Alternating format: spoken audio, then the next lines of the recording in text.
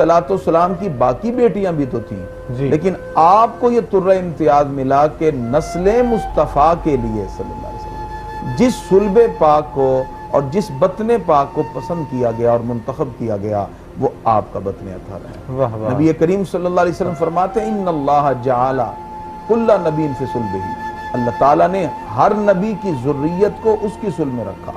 इन्नल्लाह जअला ज़ुर्रियता फी कुल्ले नबीन फी सुल्बिही वलाकिन्नल्लाह जअला ज़ुर्रियती फी सुल्ब अली इब्न अबी तालिब। सुभान अल्लाह। पर मैं मेरी सुल्ब के लिए परवरदिगार ने मेरी नस्ल के लिए मौला अली के सुल्ब को पसंद किया।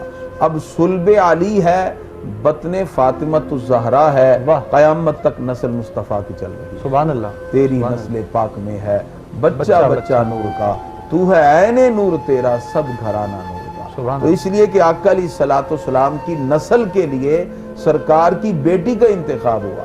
अमूमन नस्लें बेटों से चला करती हैं, लेकिन ये कानून बनाने वाला परवरदिगार है, वो रब चाहे तो बेटों से नस्ल चलाए, वो चाहे तो बेटी से नस्ल चलाए। तो आका अलैहिस्सलाम की नस्ल के लिए चूंकि आपका इंतखाब हुआ और फिर परवरदिगार ने आपको बहुत सी अज़मतों से नवाजा, जिनमें एक ये वसफ भी था कि आपके लिए अल्लाह रब्बुल इज़्ज़त ने ये मुंतखब किया।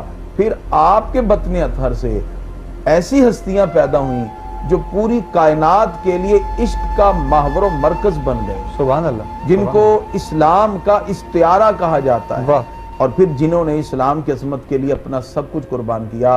ये सैयदा कायनात की गोद की तरबियत का वो खसूसी वसफ था कि बातिल के सामने डट गए, फिर उसके सामने झुके नहीं हैं और हक की खातिर अपना सब कुछ कुर्बान किया और बातिल के आंखों में आंखें डाल के बात की। यानी सैयदा कायनात को बहसीयत बेटी देखें तो आका अलैहिस्सलाम से तरबियत हासिल कर रही हैं।